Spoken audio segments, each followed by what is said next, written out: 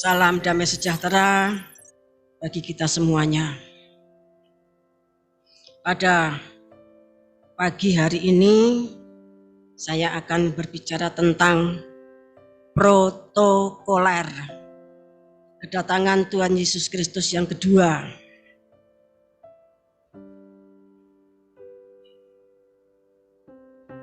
Sebelumnya kita akan memahami apa yang dimaksud dengan protokoler. Ya. Protokoler adalah seluruh hal yang mengatur pelaksanaan suatu kegiatan, baik dalam kedinasan, kantor, maupun masyarakat. Jadi ini pengertian ini bukan dari Alkitab, tapi dari umum. Ya. Protokol, serangkaian aturan dalam acara resmi yang meliputi tata tempat, tata upacara, tata penghormatan kepada seseorang sesuai dengan jabatan dan kedudukannya di dalam negara, di dalam pemerintahan, atau di dalam masyarakat. Kemudian protokol yang dalam pengertian yang lain berarti kebiasaan-kebiasaan, peraturan-peraturan yang berkaitan dengan formalitas, tata aturan, dan etiket diplomatik. Sedangkan kalau menurut KBBI, ya, protokol atau protokoler adalah orang yang bertugas mengatur jalannya upacara. Yang kedua, tata cara upacara dan sebagainya, baik secara internasional ya maupun nasional, yang berlaku dalam hubungan diplomatik, jadi antar negara ya. Yang ketiga, peraturan upacara di dalam istana, kepala negara, dan sebagainya. Ya. Sedangkan tujuan protokoler, yang pertama untuk membuat acara itu teratur, ya, tidak ada kesalahan-kesalahan. Kemudian setelah teratur, tertata dengan baik, tidak terjadi kesalahan. Dan tujuannya, ya, umpamanya ada kesalahan itu diminimalkan. Syukur-syukur tidak ada kesalahan. Yang kedua,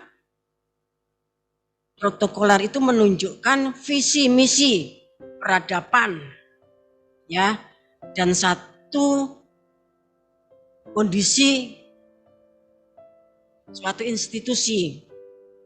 Karena itu merupakan refleksi sebuah harga diri yang mulia dan agung.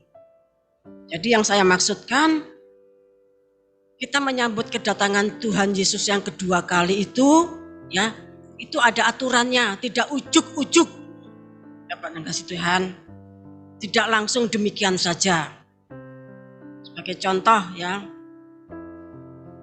kita mau wisuda, itu tidak langsung saudara pakai setelah dipinjami dari kampus, ya, tentunya dengan membayar iuran dan sebagainya, kemudian saudara ujuk-ujuk datang ke kampus dengan pakai toga. Tidak, ada protokolernya, ada aturannya, tentunya didahului dengan yudisium, ya, di mana saudara membawa kedua orang tua. Karena pada waktu yudisium itu murid atau mahasiswa tersebut dikembalikan kepada orang tuanya. Dulu ketika penerimaan, ya, orang tua menyerahkan anaknya untuk dididik. Tentunya itu tertulis dalam formulir, disebutkan walinya dan sebagainya. Nah, pada waktu yudisium itu dikembalikan kepada orang tua. Baru nanti keesokan harinya wisuda.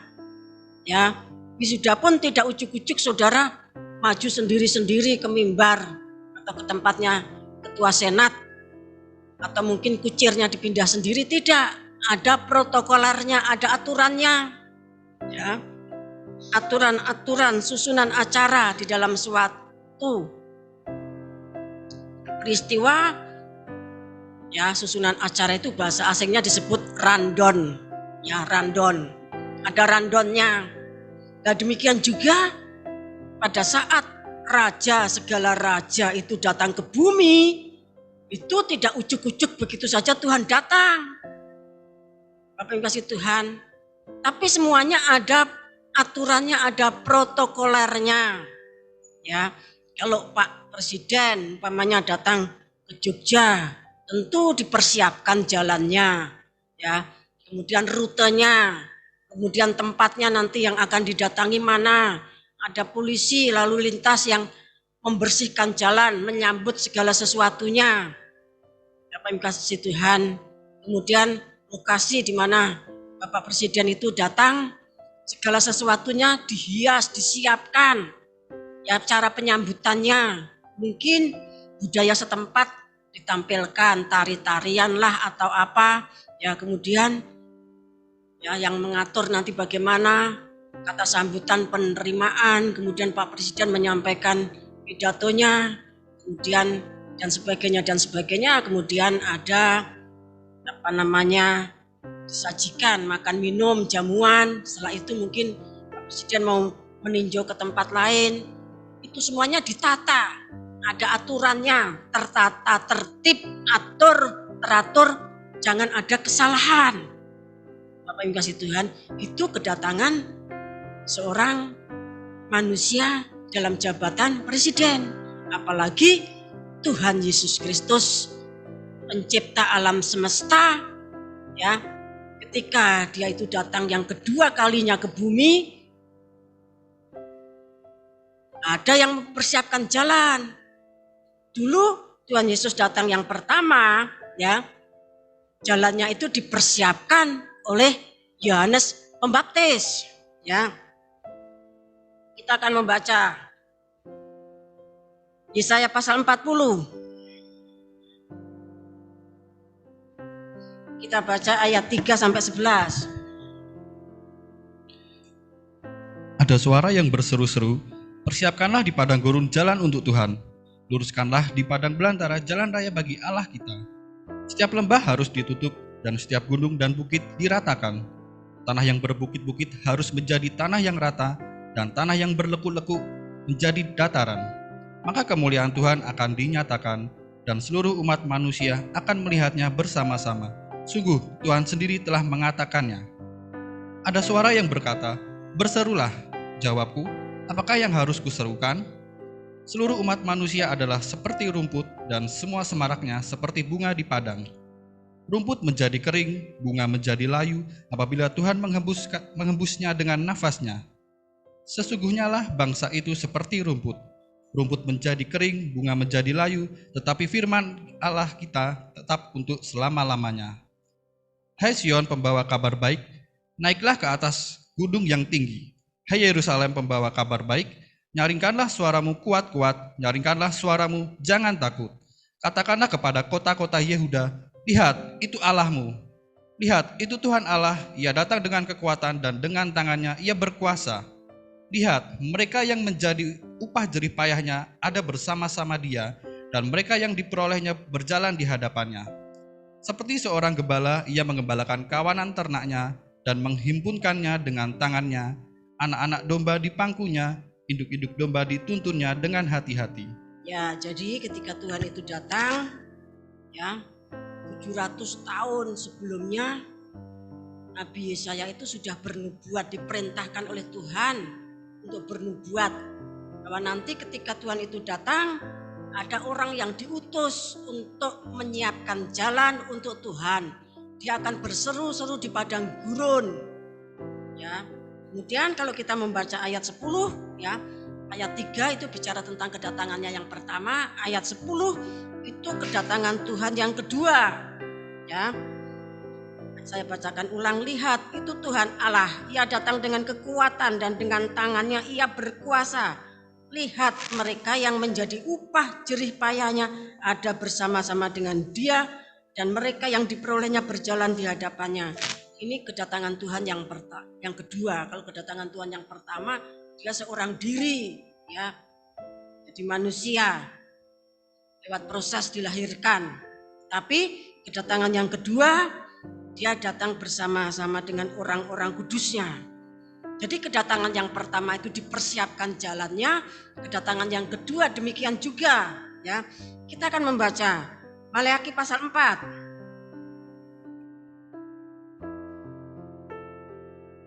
Ayat 1 sampai 6. Hari Tuhan, bahwa sesungguhnya hari itu datang, menyala seperti perapian, maka semua orang gegabah dan setiap orang yang berbuat fasik menjadi seperti jerami dan akan terbakar oleh hari yang datang itu. Firman Tuhan semesta alam, sampai tidak ditinggalkannya akar dan cabang mereka. Tetapi kamu yang takut akan namaku, bagimu akan terbit surya kebenaran dengan kesembuhan pada sayapnya. Kamu akan keluar dan berjingkrak-jingkrak seperti anak lembu lepas kandang. Kamu akan menginjak-injak orang-orang fasik, sebab mereka akan menjadi abu di bawah telapak kakimu pada hari yang kusiapkan itu, firman Tuhan semesta alam. Ingatlah kepada Taurat yang telah kuperintahkan kepada Musa, hambaku, di Gunung Horeb untuk disampaikan kepada seluruh Israel, yakni ketetapan-ketetapan dan hukum-hukum. Sesungguhnya aku akan mengutus Nabi Elia kepadamu menjelang datangnya hari Tuhan yang besar dan dahsyat itu. Maka ia akan membuat hati bapa-bapa berbalik kepada anak-anaknya dan hati anak-anak kepada bapa-bapanya, supaya jangan aku datang memukul bumi sehingga musnah. Ya, Nabi Maleakhi menubuatkan bahwa hari Tuhan itu begitu dahsyat. Orang-orang fasik itu akan diinjak-injak seperti debu, seperti pupuk.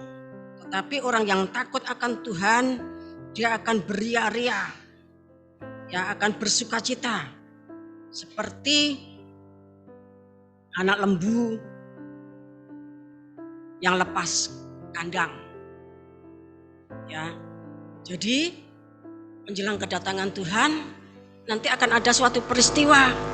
Orang yang takut akan Tuhan itu akan berjingkrak-jingkrak, lepas dari kandangnya untuk melakukan suatu kegerakan besar akhir zaman. Tentunya kalau dikatakan menginjak-injak orang fasik, itu terjadi di tengah-tengah bencana yang dahsyat, tengah-tengah peperangan, kasih Tuhan. Namun demikian, sebelum hari Tuhan itu datang, Tuhan mengutus Nabi Elia dulu, ya, untuk mengadakan pendamaian, untuk mengadakan perbaikan hubungan antara orang tua dan anak, anak dan orang tua.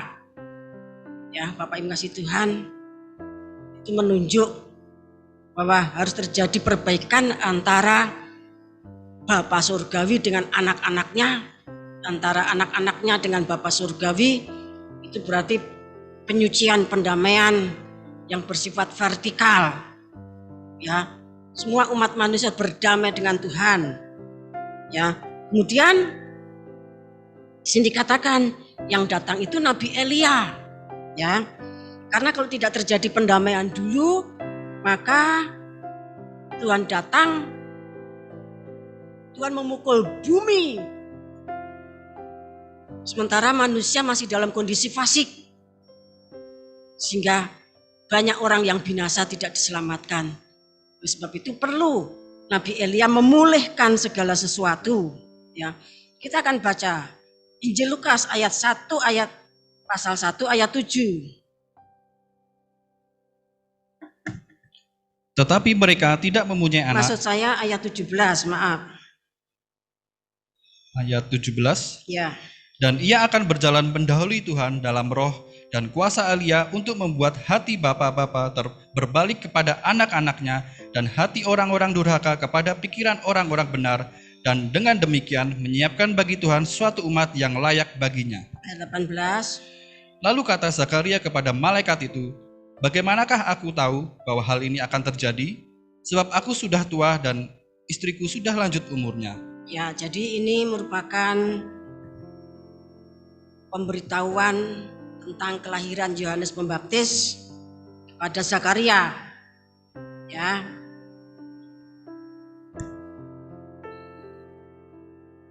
Kemudian malaikat Gabriel itu mengatakan, dan ia yang dimaksudkan, ia yang akan dikandung oleh Elisabeth, ya. Ia akan berjalan mendahului Tuhan di dalam roh dan kuasa Elia. Berarti Elia yang dimaksudkan di dalam Maleakhi pasal 4 ayat 1 sampai 6 itu digenapkan di dalam kedatangannya Yohanes Pembaptis. Ya. Dan ia akan berjalan mendahului Tuhan dalam roh dan kuasanya Elia untuk membuat hati bapak-bapak berbalik kepada anak-anaknya dan hati orang-orang durhaka kepada pikiran orang yang benar, untuk menyiapkan suatu umat yang layak baginya. Jadi sebelum Tuhan datang yang kedua, itu harus dipersiapkan jalannya. Harus terjadi pendamaian, penyucian, perbaikan untuk menyiapkan suatu umat yang layak bagi Tuhan. Karena kalau tidak demikian, maka Tuhan datang memukul bumi, semuanya musnah. Tadi Maleakhi pasal 4 ayat 6 mengatakan demikian. Kalau Elia yang dinubuatkan oleh Maleakhi, maka di dalam Injil Lukas ayat 1 pasal 1 ayat 17, malaikat Gabriel mengatakan itu adalah anakmu yang nanti kamu beri nama Yohanes. Ya. Jadi Yohanes Pembaptis itu berjalan di dalam roh dan kuasanya Elia. Dia mempersiapkan kedatangan Tuhan Yesus yang pertama. Ya, Bapak Ibu kasih Tuhan, padahal kedatangan Tuhan Yesus yang pertama itu bukan untuk menghukum atau menghakimi, tetapi untuk menyelamatkan. Injil Yohanes mengatakan demikian. Sementara kedatangan Tuhan Yesus yang kedua itu ya untuk menghukum atau menghakimi, dan ia akan berperang dengan adil. Wahyu 19 ayat 11 mulai mengatakan demikian. Bahkan akan melakukan penghukuman ya, seperti melakukan mengilang anggur dalam kilangan besar, yaitu murka Tuhan yang maha dahsyat. Tapi masih Tuhan, itu tentunya yang tidak mau dijangkau lewat kedatangan Elia akhir zaman, atau bisa dikatakan Yohanes akhir zaman. Bapak Ibu kasih Tuhan, ya. Kalau kedatangan Tuhan untuk menyelamatkan saja, dipersiapkan jalannya. Yohanes berteriak, Yohanes Pembaptis berteriak-teriak di padang gurun, bertobatlah, persiapkan jalan bagi Tuhan, bertobat, mengaku dosa, kemudian berilah dirimu dibaptiskan. Kita baca Injil Matius pasal 3.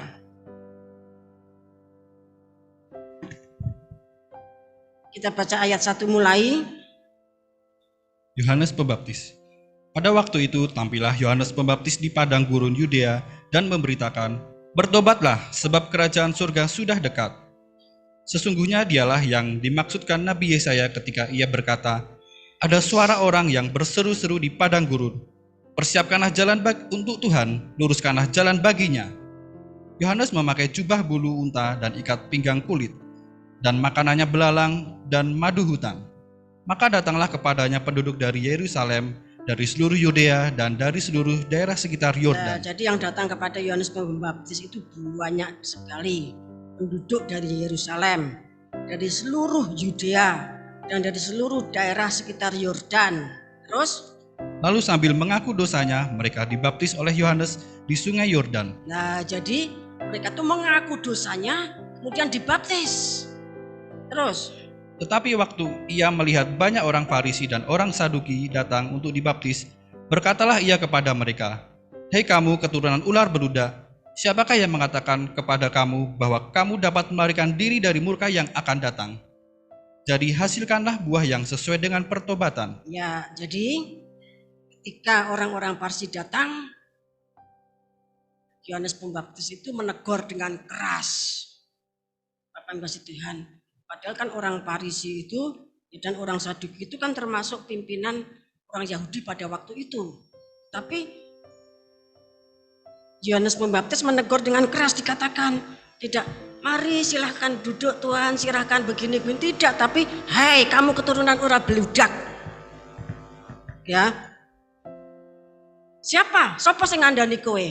Ya, bahwa kamu dapat melarikan diri dari murka yang akan datang. Ini sudah bisa melihat kedahsyatannya Yohanes Pembaptis. Kalau orang Yerusalem, orang Yudea, orang sekitar Yordan yang bertobat, ya Yohanes Pembaptis bersikap baik-baik. Tetapi ketika yang datang itu orang Parisi, orang Saduki, dikatakan tidak disambut baik-baik. Mari, Bapak Parisi, Bapak orang Saduki tidak. Hai, kamu keturunan orang beludak. Siapa yang kasih tahu kamu dapat melarikan diri dari murka yang akan datang? Ya, terima kasih Pak Yuda. Ya. Bapak yang kasih Tuhan. Jadi kalau kedatangan Tuhan Yesus yang pertama itu dipersiapkan jalannya oleh Yohanes Pembaptis. Diserukan, bertobatlah dan berilah dirimu dibaptis.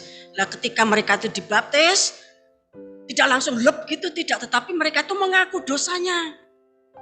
Diampuni. Kemudian dibaptiskan. Tidak sampai kepada penuhan Roh Kudus. Karena ayat di bawahnya dikatakan, ya ayat 11 saya bacakan. Dari Matius 3, aku membaptis kamu dengan air sebagai tanda pertobatan, tetapi ia yang datang kemudian daripadaku lebih berkuasa daripadaku, dan aku tidak layak melepaskan kasutnya.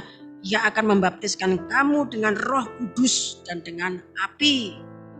Ya, jadi Yohanes Pembaptis tugasnya membaptis dengan air, tetapi Tuhan Yesus nanti akan membaptis umat, ya, dengan Roh Kudus dan dengan baptisan api. Baptisan api itu artinya masuk di dalam percobaan, di dalam ujian yang berat, seperti api yang membakar.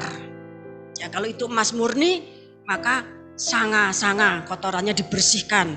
Kalau itu rumput jerami, kayu kering, dibakar, dibaptis dengan api, ya ludes, habis, tidak berwujud, tidak ada lagi orangnya. Tidak ada lagi wujudnya. Tapi kalau emas, seperti bahannya pelita emas, sudah murni, dibersihkan, semakin murni. Kemurnian di atas kemurnian, siap jadi pelita emas. Orang yang murni di atas kemurnian, orang yang murni hatinya itu akan tahan bentukan, tahan ditempa, dibentuk menjadi pelita emas. Bapak yang kasih Tuhan, ya.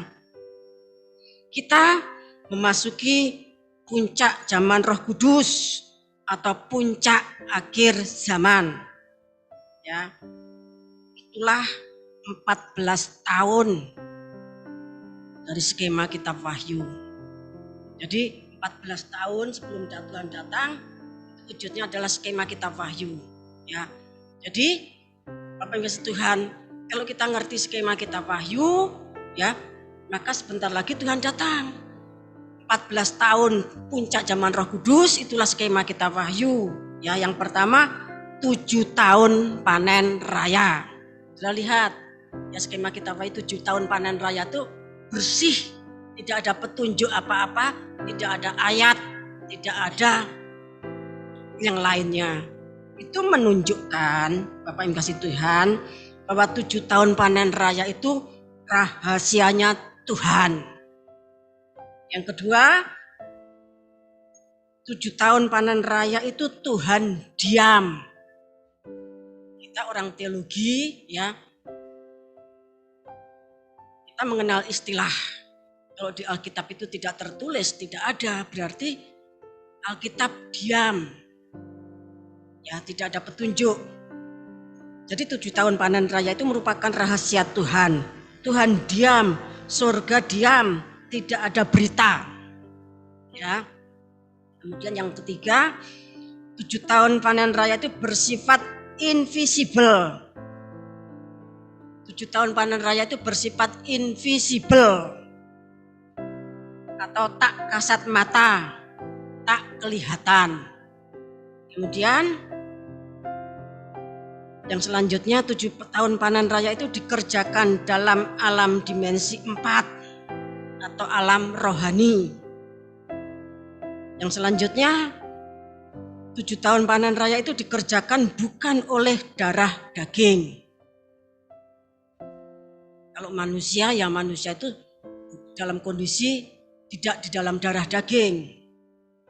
Sehingga baik manusia, hierarki sekalipun, gereja tidak melihat Yang selanjutnya, saudara akan melihat dan memahami dan melihat siapa-siapa yang dipanen saat sudah berada dalam tubuh kebangkitan atau dalam tubuh kemuliaan.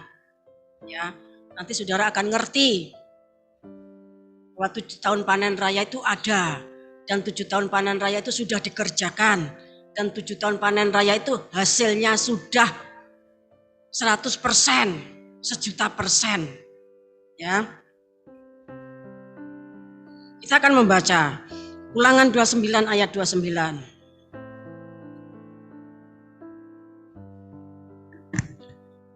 Hal-hal yang tersembunyi ialah bagi Tuhan, Allah kita, tetapi hal-hal yang dinyatakan ialah bagi kita dan bagi anak-anak kita sampai selama-lamanya, supaya kita melakukan segala perkataan hukum Taurat ini. Ya, jadi Tuhan tuh punya bagian, hal-hal yang tersembunyi itu bagiannya Tuhan. Tapi kalau sudah diberitahukan, yaitu untuk manusia, untuk ditaati. Kita baca Kejadian 18 ayat 17.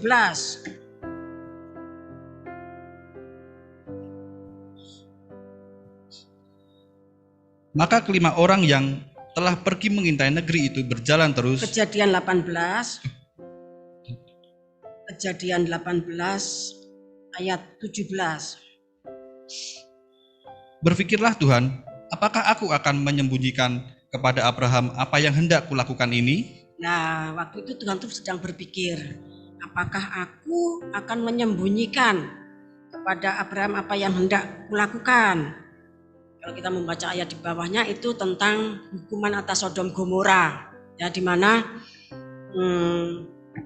di Sodom Gomora itu ada Lot dan keluarga. Kalau tidak diberitahu kan Abraham tidak berdoa.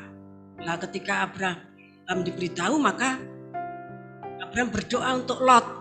Demikian juga kalau saudara itu diberitahu Tuhan tentang sesuatu, Tuhan tidak menyembunyikan rahasianya kepada saudara, berarti saudara punya tugas untuk bersafaat, mendoakan.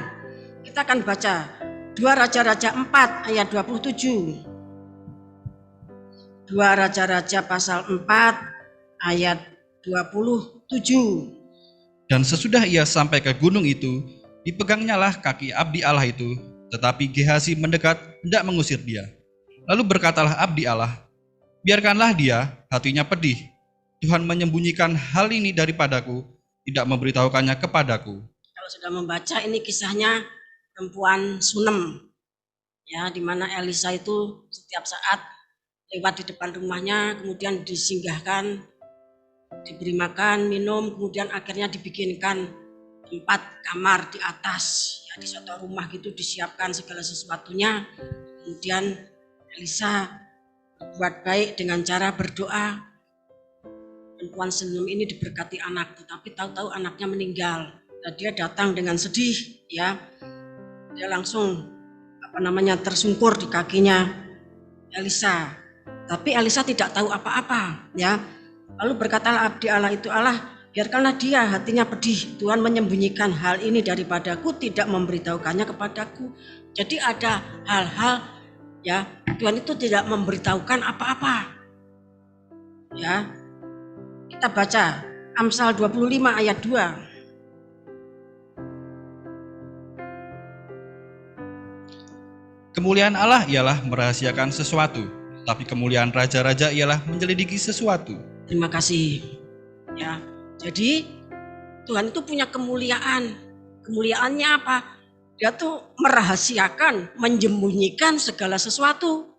Nah, kalau raja-raja menyelidiki, ya, melakukan penyelidikan rahasia Tuhan tentunya melalui pergumulan-pergumulan, maka Tuhan memberikan.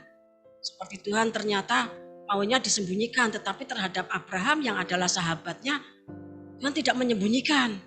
Terima kasih Tuhan. Jadi orang yang pintar menyembunyikan rahasia itu punya kemuliaan Tuhan. Terima kasih Tuhan, ya.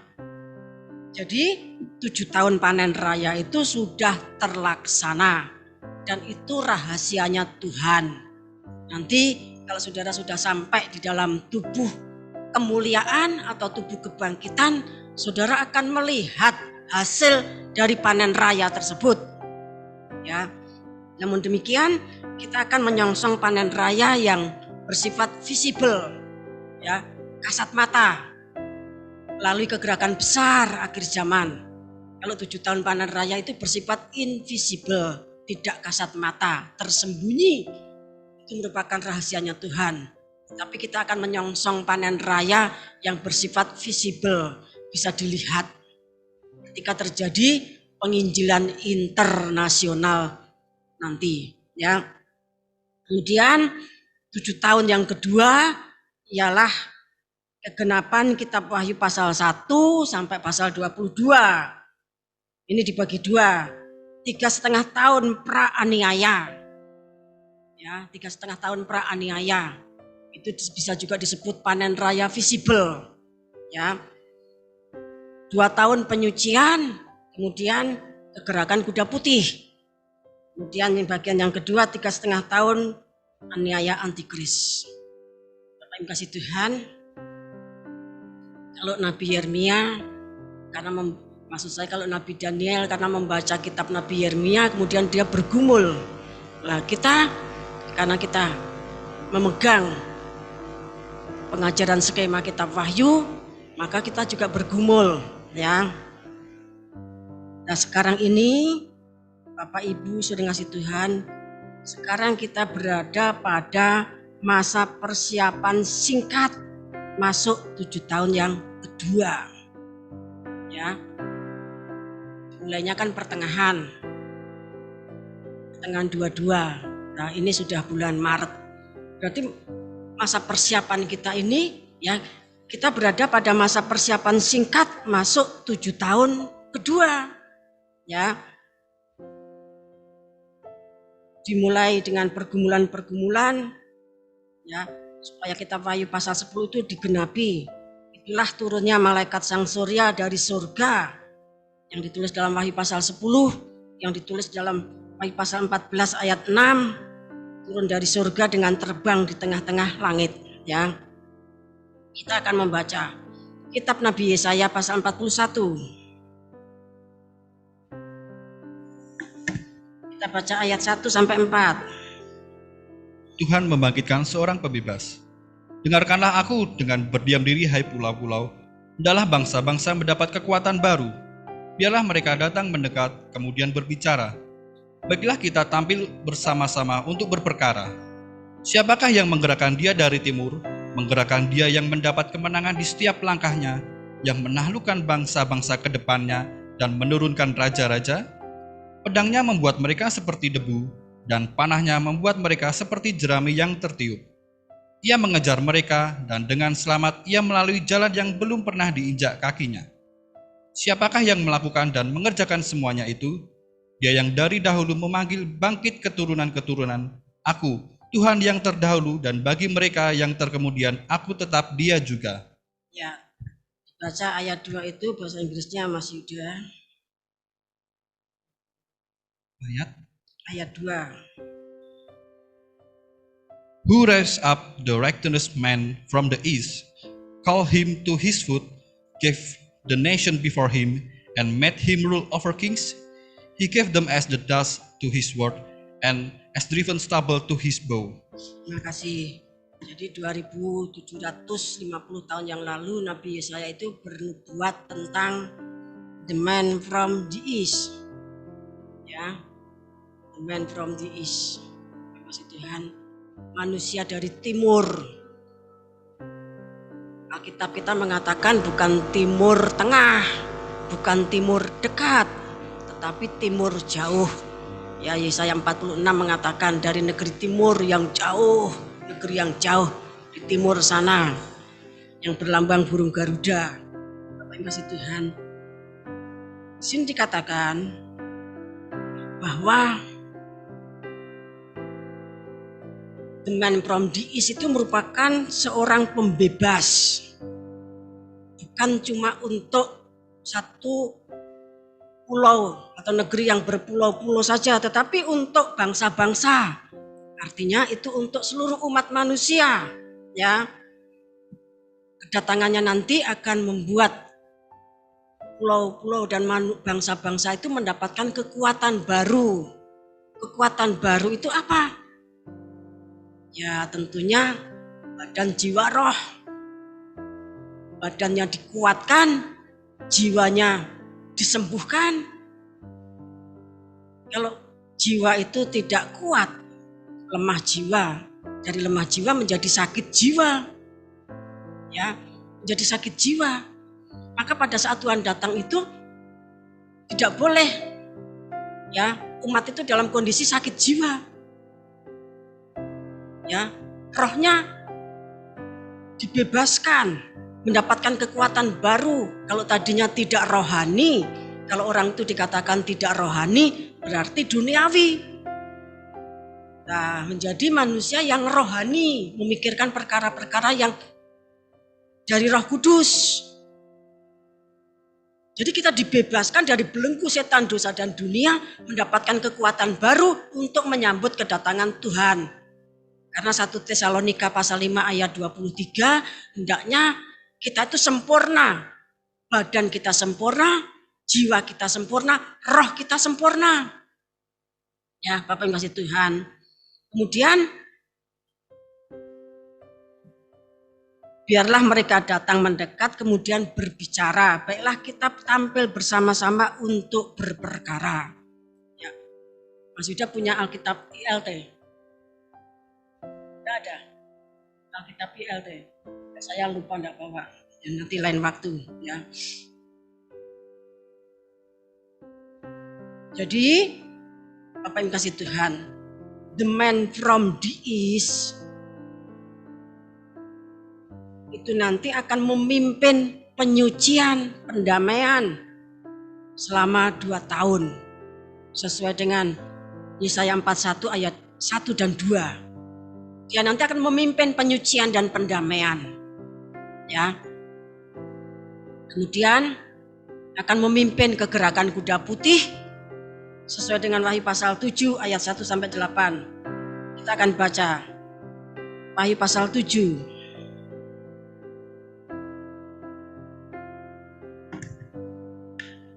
Ayat 1 sampai 2. Orang-orang yang dimeteraikan dari bangsa Israel. Kemudian daripada itu aku melihat 4 malaikat berdiri pada keempat penjuru bumi, dan mereka menahan keempat angin bumi, supaya jangan ada angin bertiup di darat, atau di laut, atau di pohon-pohon. Dan aku melihat seorang malaikat lain muncul dari tempat matahari terbit. Ia membawa meterai Allah yang hidup, dan ia berseru dengan suara nyaring kepada keempat malaikat yang ditugaskan untuk merusak bumi dan laut. Terus ayat 3. Katanya, janganlah merusakkan bumi atau laut atau pohon-pohon sebelum kami memeteraikan hamba-hamba Allah kami pada dahi mereka. Ya, jadi malaikat sang surya itu memimpin penyucian pendamaian 2 tahun, kemudian dia memimpin kegerakan kuda putih. Ya, malaikat yang muncul dari tempat matahari terbit membawa meterai Allah. Dikatakan ayat 3, jangan merusakkan bumi atau laut atau pohon sebelum kami. Kami itu berarti satu tim, bukan tunggal tetapi jamak. Ya, tim dari timur yang dipimpin oleh malaikat Garuda itu nanti melakukan pemeteraian atas Israel. Ya. Kemudian dia memimpin pengungsian. Kita baca Wahyu pasal 12 ayat 17.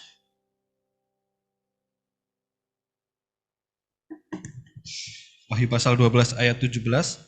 Maaf ya, bukan 17 tetapi ayat yang ke-14.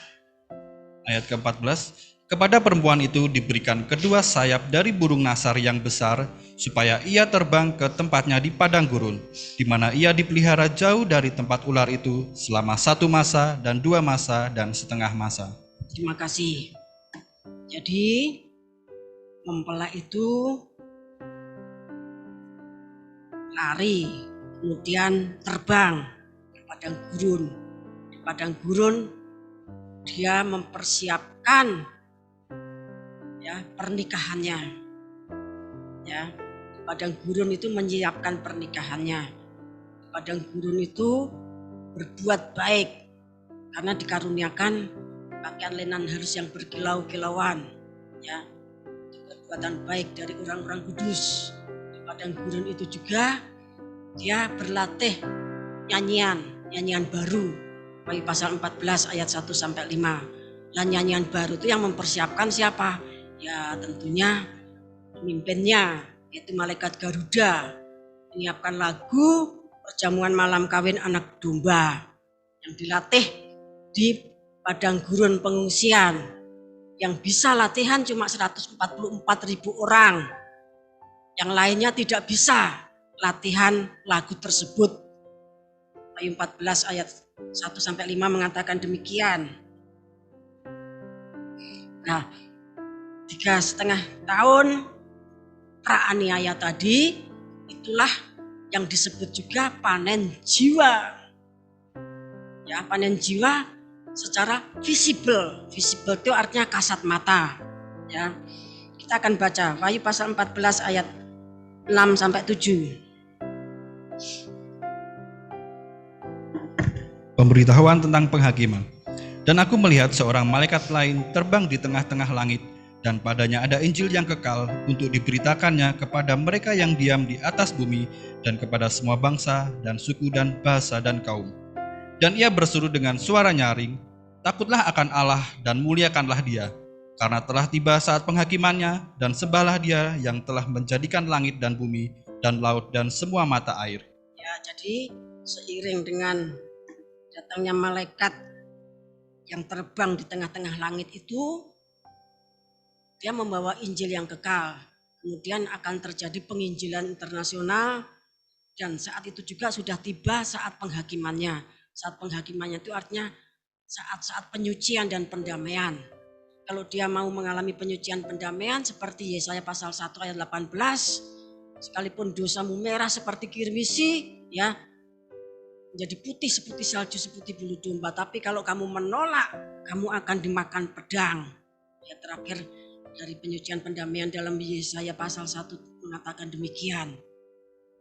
Bapak Ibu kasih Tuhan. Kemudian kita akan belajar kepada Alkitab mengenai bagaimana firman Tuhan itu digenapi pada masa lampau 2000 tahun yang lalu. Ya, kita baca Injil Matius pasal 2.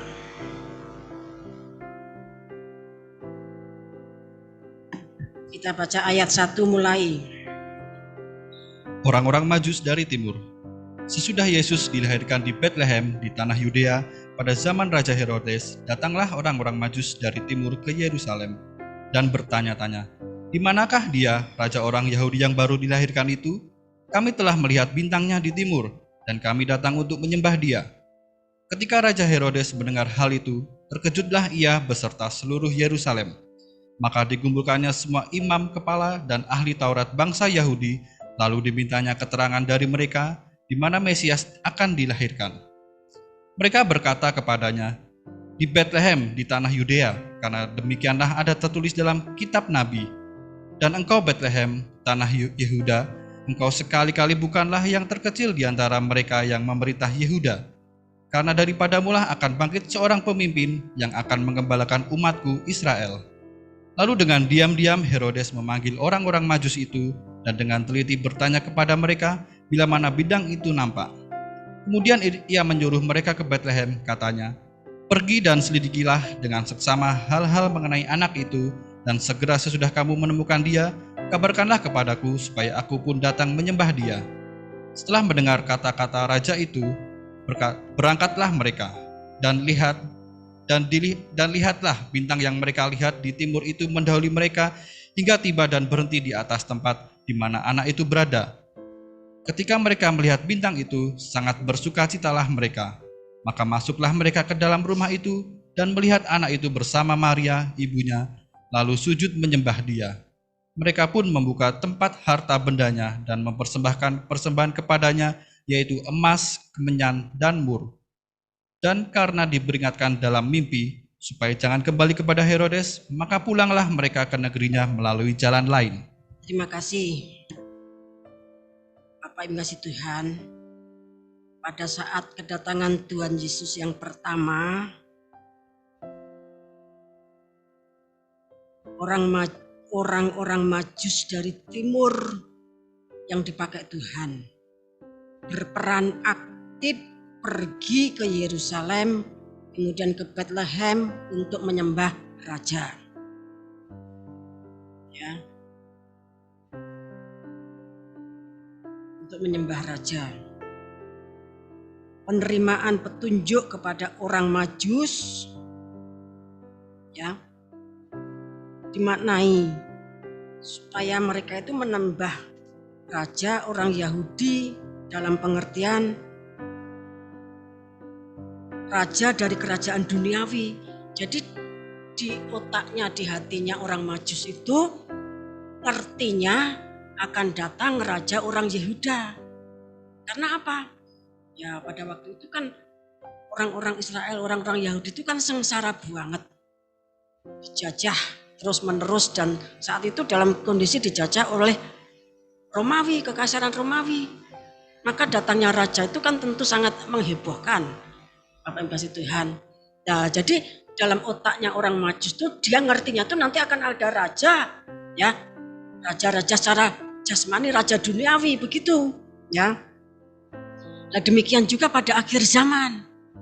Orang Majus dari timur yang mendapatkan petunjuk dari Tuhan, Bapak Ibu kasih Tuhan, dalam otak dan pikiran mereka tuh ngertinya pemimpin yang akan datang itu nanti akan memimpin secara seperti yang dipahami orang Majus, ya. Pada akhir zaman pun kalau sudah perhatikan, ya. Perhatikan Alkitab pada zaman kelahiran Tuhan, yang bisa ngerti bahwa ada bayi lahir kan cuma orang Majus. Kemudian para gembala pun tidak tahu dari dirinya sendiri, ada malaikat yang memberitahu. Selebihnya Herodes tahu, tapi sembahnya palsu sehingga tidak diizinkan Tuhan. Orang-orang Parusi Saduki, ahli Taurat, imam-imam kepala, dia tahu nubuatan dari kitab dari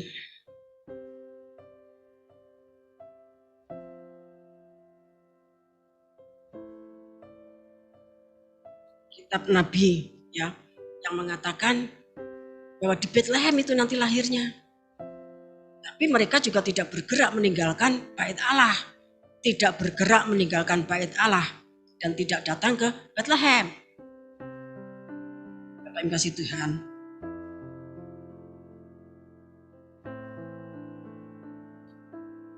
Demikian juga menjelang kedatangan Tuhan Yesus yang kedua, Bapak Ibu kasih Tuhan, ya. Petunjuk itu Tuhan berikan ada dalam Alkitab. Kemudian Tuhan juga berbicara kepada manusia di luar zaman Alkitab. Ya. Contohnya tentang kedatangan the man from the east. Yesaya bernubuat, tetapi Nostradamus ya itu juga meramalkan. Ya. Nostradamus itu juga meramalkan. Bapak Ibu kasih Tuhan. Ya. Kemudian Nostradamus kan orang dari Eropa. Sementara malaikat sang surya itu kan dari timur jauh. Nah, oleh sebab itu daerah timur jauh tempat nanti datangnya malaikat sang surya, orang-orang yang bertipe seperti orang Majus.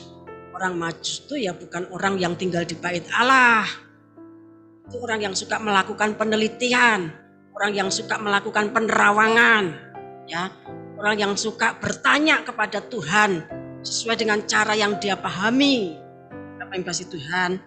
Maka ya orang Majus akhir zaman yang ada di timur ya itu juga menerima petunjuk. Seperti contohnya Raja Jayabaya dari Kediri yang hidup ya. Tahun 1137, ini maksudnya memerintah ya, sampai 1157 itu mendapatkan banyak petunjuk dan salah satu petunjuk itu tentang Satrio Piningit. Ya. Kemudian Raja Siliwangi dari Pajajaran ya, 1411 sampai 1521 itu juga mendapatkan petunjuk dari penerawangannya, karena raja-raja zaman dulu itu rata-rata suka topo broto, suka laku prihatin ya, seperti Raja Jogja itu. Kalau dia laku prihatin itu ada di Gunung, di Bukit Menorah itu guanya itu ya. Nah, Bapak Ibu kasih Tuhan, demikian juga Pujangga Ronggowarsito dari Solo ya, tahun 1802 sampai 1873 itu juga mendapatkan petunjuk tentang Satrio Piningit. Bapak Ibu kasih Tuhan.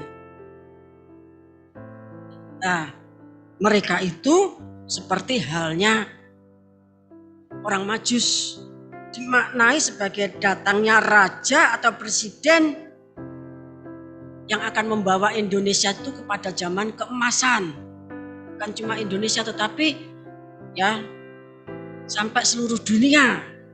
Tetapi lingkupnya kerajaan atau raja atau presiden seperti yang dipahami oleh orang Majus. Bapak Ibu kasih Tuhan ya. Pada zaman dulu semua imam kepala ahli Taurat bangsa Yahudi, Herodes dan seluruh Yerusalem semuanya diam, tidak tahu apapun bahwa kitab Nabi Mika itu sudah digenapi. Semua orang Yerusalem, semua orang bait suci, bahkan semua orang kerajaan diam, tidak tahu apapun tentang kalau kitab Nabi Mika itu sudah digenapi. Yang tahu malah orang dari timur, yaitu orang Majus, karena dia menerawang bintang, bukan sebagai astrologi tetapi sebagai astronomi ya. Mereka tuh orang dari Anatolia atau dari Turki ya. Sekarang begitu Turki ya. Orang yang diam di bait Allah tidak tahu. Raja Herodes tidak tahu. Sedangkan firman nubuatan itu, kitab Nabi Mika itu ada di tangan mereka. Baru ketika Herodes bertanya, para imam membuka kitab Nabi Mika. Betul memang begitu. Tapi mereka punya nubuatan tapi orang dong. Kapan digenapinya? Yang dong siapa? Yang dong orang Majus. Tapi kasih Tuhan. Sedangkan Goyim dari timur itu ya orang Majus tadi, dia kan bukan orang Israel ya. Goyim dari timur, dari Anatolia, dari Turki yang menerima petunjuk Tuhan melalui bintangnya. Kalau membaca Matius pasal 2 tadi bintang stripnya, nyanya huruf besar. Berarti bintangnya Tuhan, bintang Mesias ya. Mereka itu kemudian bergerak aktif. Ya, mereka itu bergerak aktif mengikuti pergerakan bintang yang menjadi penunjuk bagi dia ya. Akhirnya bintang Mesias tersebut ya berhenti di tempat ini ya. Ketika sudah sampai Bethlehem bintangnya itu berhenti. Nah, orang Majus lihat bintangnya sudah berhenti. Berarti ya di sini. Terima kasih Tuhan. Baik orang-orang yang di Yerusalem maupun orang-orang dari timur, semuanya umat Tuhan. Dan Tuhan mengasihi isi dunia. Artinya apa? Di dalam setiap penggenapan firman nubuatan, Tuhan tuh mau pakai siapapun. Orang Israel dipakai, orang Yahudi dipakai, Goyim juga dipakai. Nah, pada saat kedatangannya yang pertama, yang ngerti kalau Mesias itu sudah datang justru orang Majus. Ya, justru orang Majus. Orang yang melakukan penelitian, orang yang melakukan penerawangan, ya. Karena Tuhan tidak membedakan umat manusia. Kalau orang Parisi, orang Saduki, ahli Taurat, imam kepala, dia punya kitab Nabi Mika, tapi tidak diteliti, tidak diselidiki, ya. Tidak diteliti, tidak diselidiki. Apa yang kasih Tuhan, ya. Karena semua umat manusia itu berhak untuk diselamatkan. Karena Tuhan mengasihi isi dunia ini. Tuhan mengasihi orang Israel, Tuhan mengasihi orang Yahudi, Tuhan mengasihi segala bangsa-bangsa. Dan Yesaya 41 ayat 1 tadi, Tuhan membangkitkan pembebas yang akan memberikan kekuatan baru kepada semua bangsa-bangsa. Ya. Demikian juga pada akhir zaman ini, orang-orang dari timur, ya, orang Indonesia, orang Jawa menerima petunjuk seperti orang-orang Majus. Terima kasih Tuhan. Ya, di bawah ini, Bapak Ibu yang kasih Tuhan, saya melakukan penelitian apa yang dipahami oleh orang Majus, dan ini tentunya bukan Alkitab, ya. Ini bukan dari Alkitab, bukan ayat-ayat. Nanti saudara jangan ngomong, orang gereja kok orang nganggo Alkitab, kok nganggo ngono. Nah, orang Majus itu dia tidak ngerti dari Alkitab. Yang bawa Alkitab kan orang Yerusalem, orang Bait Allah, imam-imam kepala, ya. Saudara nanti bisa cari sendiri di YouTube. Ya, saya cuma sampaikan apa namanya judulnya saja, ya. Ini namanya Mas Yuda, tolong dibacakan. Apakah petanda kemunculan sang satria Gunung Semeru meletus? Ya, kalau di sini yang saya baca ya, letusan Semeru awal kemunculan sang satrio. Apakah pertanda kemunculan sang satrio Gunung Semeru meletus? Itu dari channel Anton Pisces 3 bulan yang lalu. Kemudian yang kedua,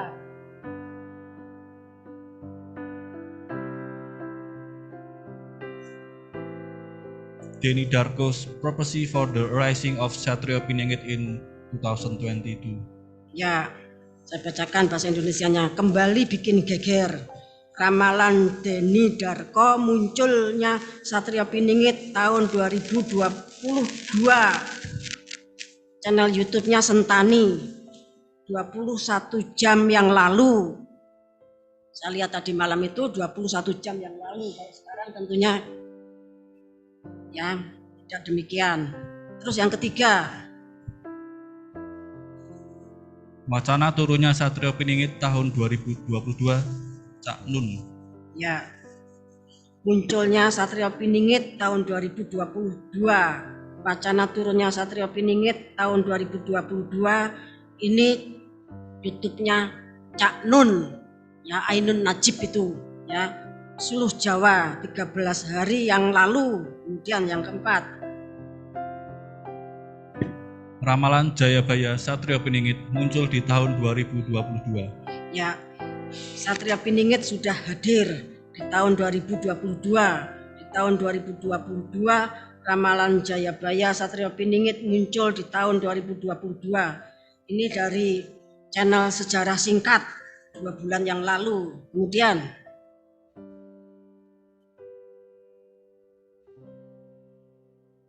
Uproar, Satrio Piningit appears with Imam Mahdi in 2022. ya, Gempar, Satrio Piningit muncul bersama Imam Mahdi di tahun 2022. Ini dari channel YouTube Sentani 12 hari yang lalu. Kemudian selanjutnya, Gemparkan dunia, Nostradamus ramalkan 2022 muncul Satrio Piningit Imam Mahdi dari timur. ya, pemimpin dari timur gemparkan dunia. Nostradamus ramalkan 2022 muncul Satrio Piningit Imam Mahdi dari timur, dari channel YouTube Sinau Kawruh. Terus yang terakhir, Ramalan tahun 2022, kabar baik, munculnya Satrio Piningit, penerawangan Ki Macan. ya, ini ramalan tahun 2022, kabar baik, munculnya Satrio Piningit, penerawangan Ki Macan. Ya, channel YouTube-nya Pintu Misteri. Ini 2 bulan yang lalu. Bapak yang kasih Tuhan, sudah tahu. Dan kalau saudara mencari nanti di YouTube itu banyak sekali, ya. Saya cuma ngambil beberapa di antaranya, ya namanya Cak Nun itu ya terkenal, Bapak Ibu kasih Tuhan. Kemudian Denny Darko itu juga terkenal, ya.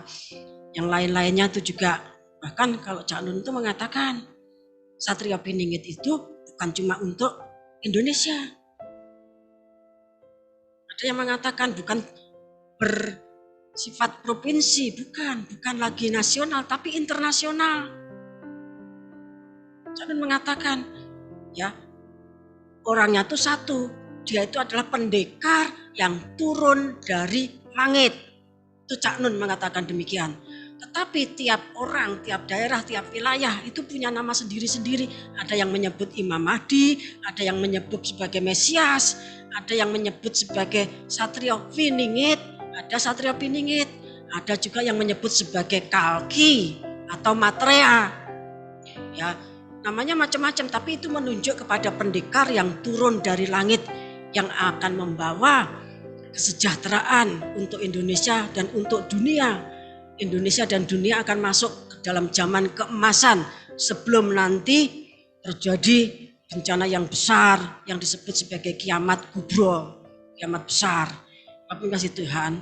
Jadi orang-orang ini, Bapak Ibu kasih Tuhan, itu seperti orang Majus. Ya, orang Majus itu penerawangannya tidak pakai Alkitab, dia tidak ngerti kitab Nabi Mika, karena kitab Nabi Mika ya itu dipegang imam-imam kepala, dipegang oleh ahli Taurat, ya para orang Saduki yang diam di bait Allah, ya orang bait Allah tadi tidak kasih tahu sama Raja Herodes sebelum orang Majus datang. Ketika orang Majus datang baru Herodes tanya, ini kok ada berita gini-gini, Yerusalem sudah geger. Oh iya, katanya orang bait Allah, katanya imam-imam kepala, itu sudah tertulis dalam kitab Nabi Mika. Ya, jadi sepertinya orang-orang yang diam di bait Allah pada waktu itu seperti ditohok sama orang-orang Majus. Nah demikian juga pada akhir zaman, gereja tidak berbicara tentang Elia akhir zaman. Gereja tidak berbicara tentang Yohanes Pembaptis akhir zaman yang mempersiapkan jalan untuk Tuhan, tetapi justru orang Majus yang berbicara.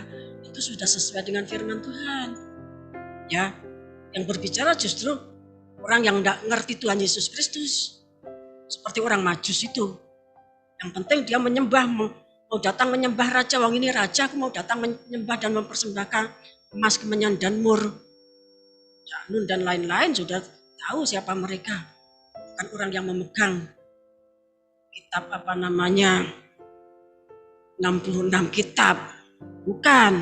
Tapi mereka melakukan penerawangan. Ya, mereka sinau kawruh Jawa. Mereka melakukan laku prihatin untuk mengerti kapan Jangka Jayabaya itu digenapi. Mereka mencari tahu dan Tuhan berbicara kepada mereka. Ya, Tuhan berbicara kepada mereka. Jadi Gunung Semeru itu merupakan awal kemunculan Satria Piningit. Kalau saudara mengikuti penataran hikmat marifat ya dan memahami waktu itu pelatihan bagaimana saudara pergi ke hutan taman, ada apa di Gunung Semeru? Apa yang ditaruh di sana di Gunung Semeru? Kita kan tahu, gitu, tabut perjanjian itu ditaruh di sana. Sebab itu ketika gunung itu mau diledakkan oleh Tuhan, ya tentunya ada petugas yang diutus untuk mengusung tabut perjanjian itu dibawa ke kapal. Ya tentunya orang tidak bisa melihat, oh kayak lo, tidak. Orang kan melihat bahwa itu pasukan surga dengan kereta berapi seperti yang dipakai untuk menaikkan Elia. Ya, memindahkan tabut itu dari sana. Bapak Ibu kasih Tuhan. Nah, kemudian setelah itu para orang Majus dari timur melakukan penerawangan. Karena bagi orang Jawa namanya Semeru itu kan ada puncaknya namanya Mahameru. Ya, Mahameru itu artinya puncak tertinggi. Puncaknya itu Maha itu yang tertinggi, Meru itu kan gunung. Ya, kalau itu meletus untuk orang Jawa itu satu pertanda yang aneh, satu pertanda yang ajaib yang perlu dicermati, diteliti. Kalau rakyat awam radong, gitu. Tapi orang-orang yang terbiasa belajar kawruh Jawa, yang biasa menerawang, yang biasa meminta petunjuk Tuhan, itu mengerti bahwa itu menjadi satu petunjuk. Ya, sana dikatakan bahwa meletusnya Semeru itu awal kemunculan Satrio Piningit. Nah, kemudian kasih Tuhan tadi sudah dibacakan ya, banyak orang yang berkecimpung di bidang rohani, yang banyak mereka berdoa, berpuasa, laku prihatin, ya, meninggalkan duniawi untuk memahami kehendak Tuhan. Seperti orang Majus, mereka mendapatkan petunjuk bahwa Satrio Piningit itu muncul tahun 2022. Saya tidak mewajibkan saudara untuk percaya, karena ini seperti perkataannya orang Majus, ya. Pada zaman dulu dalam Injil Matius pasal 2 kan orang Farisi, imam-imam kepala dan orang Saduki, sekalipun dia baca, orang Majus datang, dia kan tidak bergerak. Tetap tinggal di bait Allah dalam kemegahan pakaian imam besar dan imam-imam, ya, tidak bergerak. Terima kasih Tuhan. Nah, demikian juga pada akhir zaman. Tetapi kita di sini kita punya kepentingan dengan skema kitab Wahyu bahwa tahun 2022 ini saatnya kita masuk ke kegenapan kitab Wahyu, ya. Sebab itu Bapak Ibu ngasih Tuhan,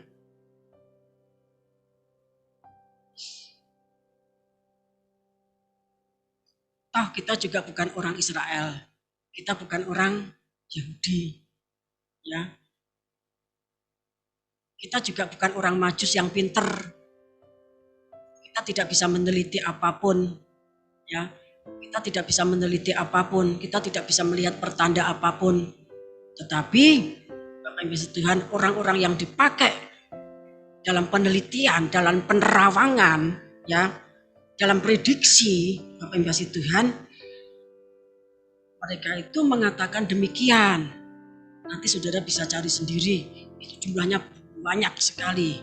Ya, kalau di YouTube sudah carikan kata kunci Satrio Piningit muncul tahun 2022 itu sudah banyak sekali, Bapak Ibu Tuhan, ya. Sedangkan saudara percaya atau tidak diwajibkan, ya, supaya jangan ada suara sekarang pemberitaannya, ya, patokane Cak Nun, sekarang pemberitaannya patokane Deni Darko, sekarang pemberitaannya patokane, ya, orang-orang kebatinan. Tidak demikian, ya. Peristiwa Matius pasal 2 itu ditulis dalam Alkitab, mendahului, ya, Injil, ya, dan apa yang diterawang, diprediksi oleh orang Majus itu ternyata betul, ya, ternyata betul. Kita tidak punya kepentingan apapun, kita kepentingan dengan skema kitab Wahyu, ya. Dan kenyataannya ratusan tahun yang lalu raja-raja di Jawa itu dipakai Tuhan untuk bernubuat, ya, untuk melakukan ramalan, ya.